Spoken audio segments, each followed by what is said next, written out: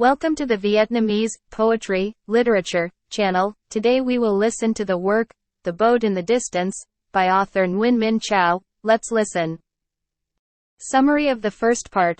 In order to be able to publish a satisfactory art calendar about boats and the sea, the department head asked photographer Fung to go on a field trip to take an additional photo with a foggy morning seascape. On the occasion of the trip to visit Do, his old fighting friend, who is now the chief judge of the district court, Fung went to a sea area that was his old battlefield during the resistance war against American imperialism. Fung, ambushed several times, morning but had not yet taken any photos. After nearly a week of thinking and searching, Fung decided to include in the calendar for July of the following year the scene of a fishing boat collecting nets at dawn. At that time, the sky was full of fog coming in from the sea. A few scattered raindrops again. I huddled next to the crawler of a tank to avoid the rain. While I was trying to change the film, when I looked up I saw something a bit strange.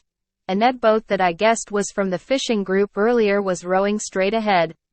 My face. Perhaps in all my life holding a camera, I have never seen such a expensive scene. In front of me is a Chinese ink painting by an ancient artist. The bow of the boat printed a vague, blurry outline in the milky white mist mixed with a little pink color from the sunlight. Several figures of adults and children sat as still as statues on the cupped roof, facing the shore. All of that scenery, seen through the meshes and nets between the two frames, appears in a shape similar to a bat's wing.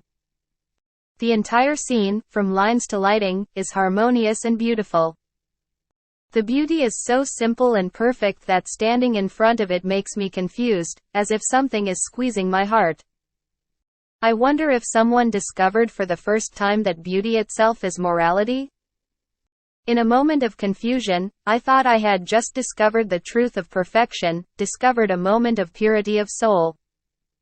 Not having any choice to move anymore, I hung up the phone on the sprocket of the broken tank and pressed, continuously, for a quarter of the film, capturing in the pratika the moment of happiness that filled my heart. My soul, due to the ultimate beauty of the external environment just brought. I'm sure I could have jumped on the train back today or tomorrow morning, if my fellow soldier hadn't tried to keep me here for a few more days.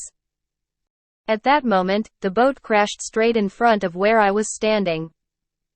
A man and a woman left the boat. They had to wade across a stretch of lagoon where the water was up to their knees. Suddenly I heard the man say, "Just sit there.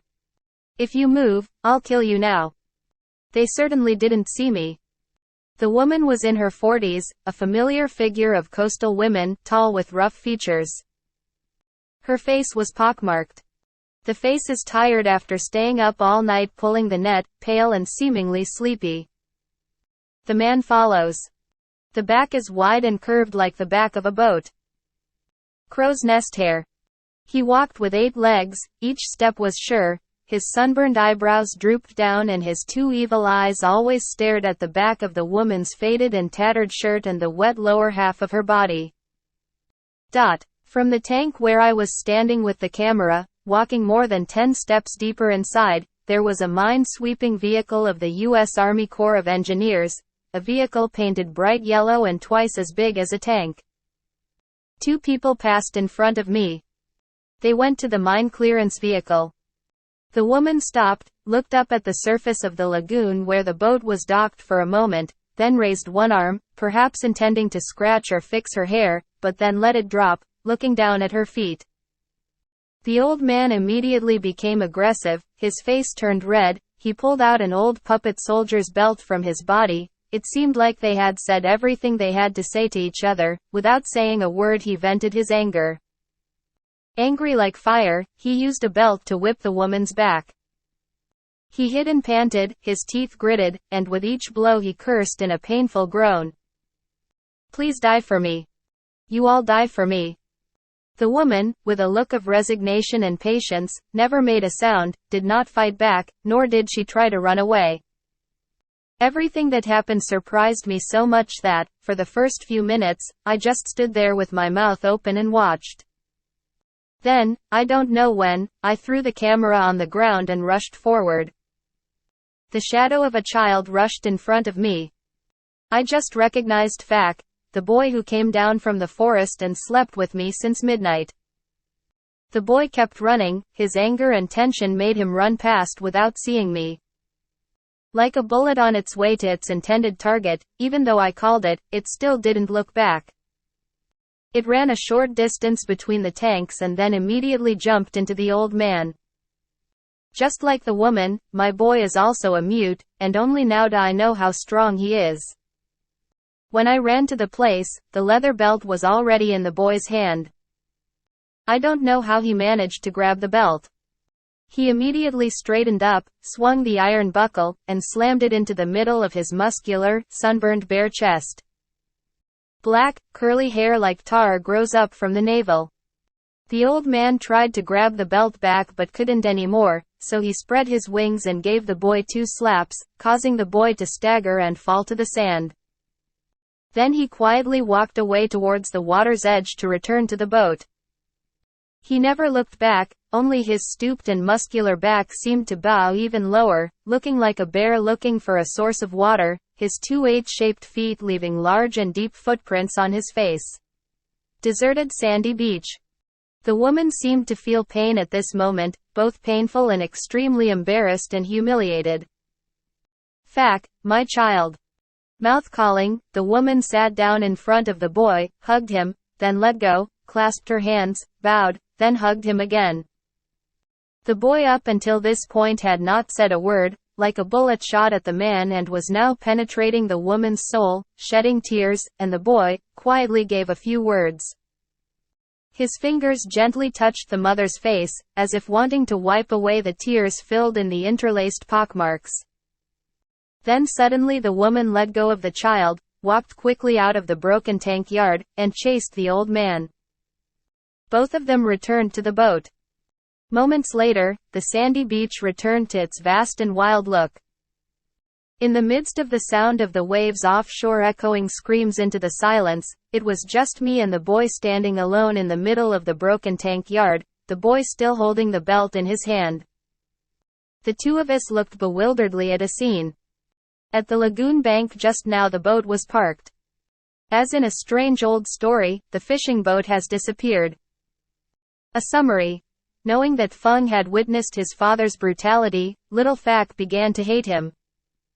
3 days later, also in the morning mist, Feng witnessed the old man beating his wife and his older sister.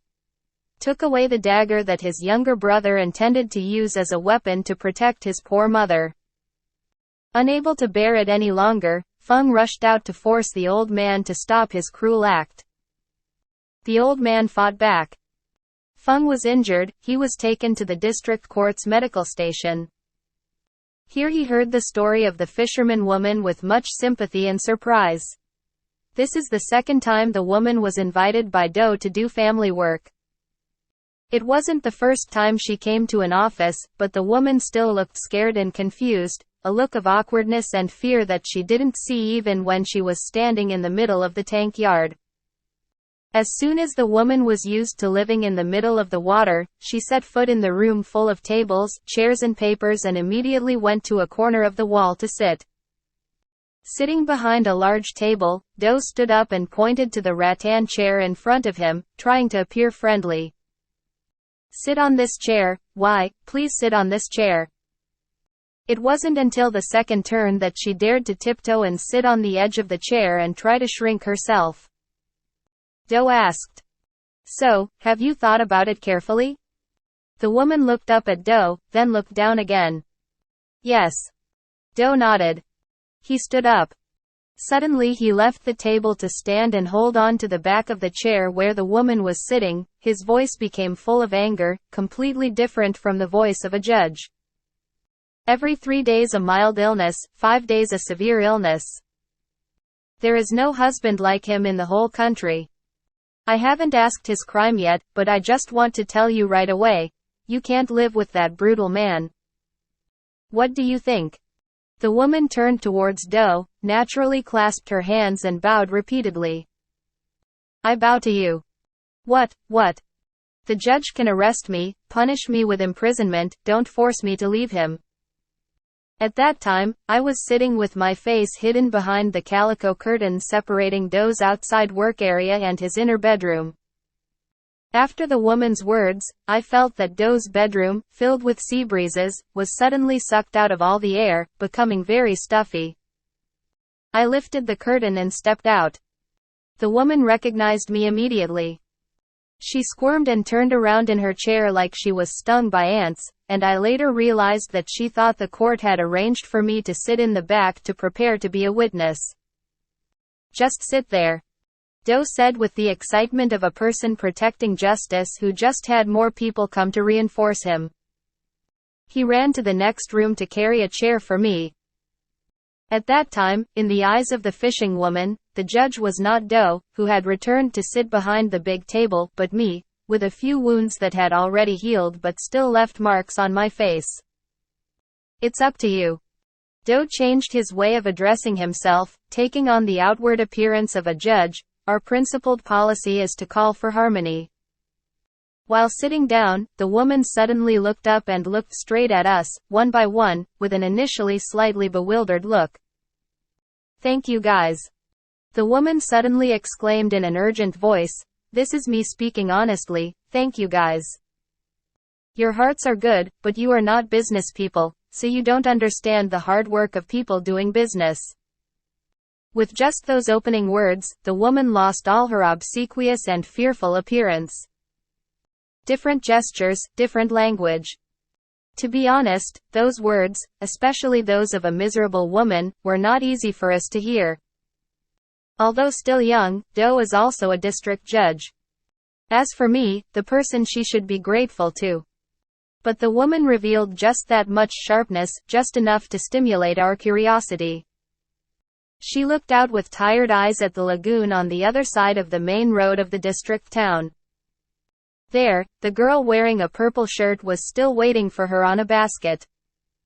In a moment, sitting in front of us was still an awkward, scared woman, but seemed more sympathetic to us. She began to tell. From a young age I was an ugly girl, with a pock-marked face, and after a bout with smallpox. At that time, my family was still quite wealthy and lived in this street. Also because it's bad, no one in town takes it. I brought a son with me from a fishing restaurant in the middle of the lagoon who often came to my house to buy bait to weave nets. My husband at that time was a rough but gentle man who never beat me. The woman suddenly smacked her lips, her eyes seemed to be watching her whole life. If only I had given birth less often, or if we could have bought a larger boat, since the revolution came, we would have been less hungry and miserable, but in the past, in the northern seasons, God made the sea rough for months, the whole family. Husband, wife, and children. I only eat cactus boiled and dipped in salt. Did he join the puppet army before he was 75? I suddenly asked a question that seemed off topic. No, uncle, I'm also poor and miserable because I escaped the soldiers, she suddenly blushed, but the main fault is that the women on the boat gave birth too much, and the boat was too small. So why don't you go ashore and stay? Doe asked. By building a house on land in one place, how can you make a fishing boat job? Since the revolution has granted land to people but no one lives there because they can't quit their job. Did he ever hit you on the boat? I ask. Whenever I feel too miserable, he takes me out to beat me, just like the men on other boats drink alcohol. If only he drank alcohol, then I would be less miserable. After my children grow up, I just asked him to take me ashore to fight. Impossible to understand, impossible to understand. Doe and I exclaimed at the same time. It's because you guys are not women, you've never known the hardships of a woman on a boat without a man. Yes, now I understand. Doe suddenly let out a bitter sigh. There must be a man on the boat, even if he is barbaric and brutal? Yes, the woman replied, there are times when the sea is rough and stormy, isn't it? After a while, she continued. I hope the revolutionaries will sympathize with us. We fishing women on the boat need a man to row during storms, to work together and raise a dozen or so children in every family. God created women to give birth to children, then raise them until they grow up, so they have to bear suffering. Women on our boat have to live for their children, not for themselves like on land. I hope you will have mercy on this backwardness. Guys, don't make me give it up. For the first time, her ugly face suddenly lit up like a smile. Besides, on the boat there were times when our husband and children lived in harmony and happily. Have you ever had a happy moment in your life? I suddenly asked.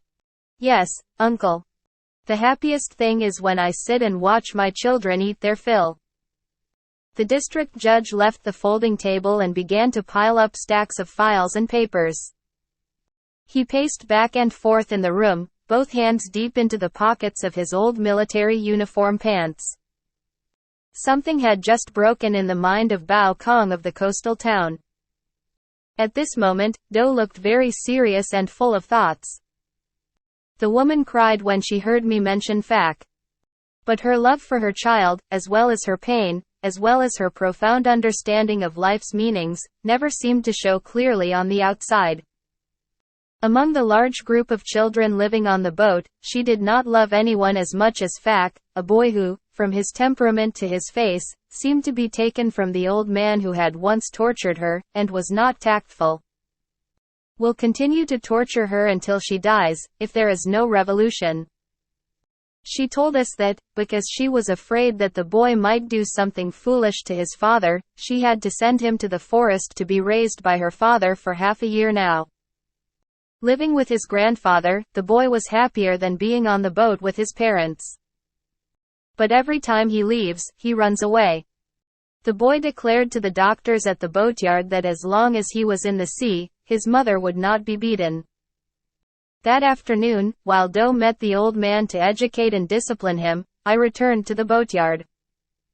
Without Fak, the sandy beach as well as the entire lagoon area became somehow empty. At night, flocks of migratory birds still flap their wings in the mist, flying across the lagoon. I took my camera and wandered around until late at night. My legs were tired, so I sat by a fire. A handful of shavings ignited the ends of pieces of wood sawed from the individual planks of a boat that had just been picked up after the shipwreck in the northern season last year. Near morning, the wind suddenly became windy, black clouds piled up on the black sea surface, and the sea began to roar. White-headed waves outside the creek mouth rose, as high as snow-white mountains. In the lagoon, all kinds of ships and boats came to shore to take shelter, but in the middle of the lagoon, for some reason, there was still a boat docked. The wind howled around the rayo cart that had just come down from the forest, not yet unloading all the wood. The old man, who was over 60 and still pursuing his career as a mountaineer, was sitting by the fire in the sky, still looking out at the lagoon with two worried eyes, where the boat was.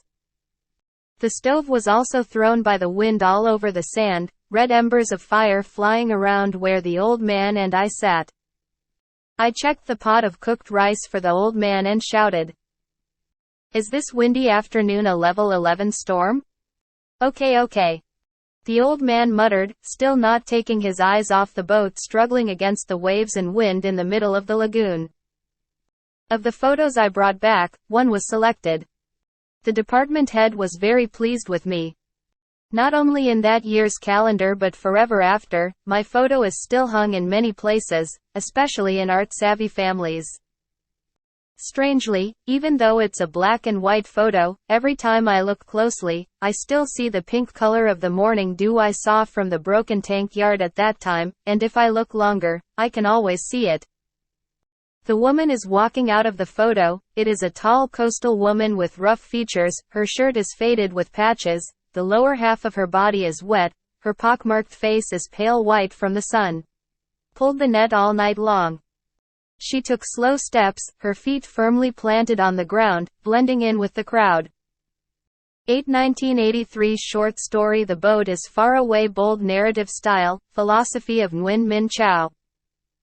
With simple, everyday language, the story recounts the real-life trip of a photographer and his profound reflections on art and life. From the story of an artistic photo and the truth of life behind the photo, a short story The Boat is Far Away brings a correct lesson on how to view life and people. A multifaceted, multidimensional view. Discovering the true nature behind the external beauty of the phenomenon. The very flexible and creative way of portraying characters, building a plot, and using language has contributed to highlighting the theme and ideology of the work. At the end of the work, please support me with the like button and subscribe to the channel to listen to more works.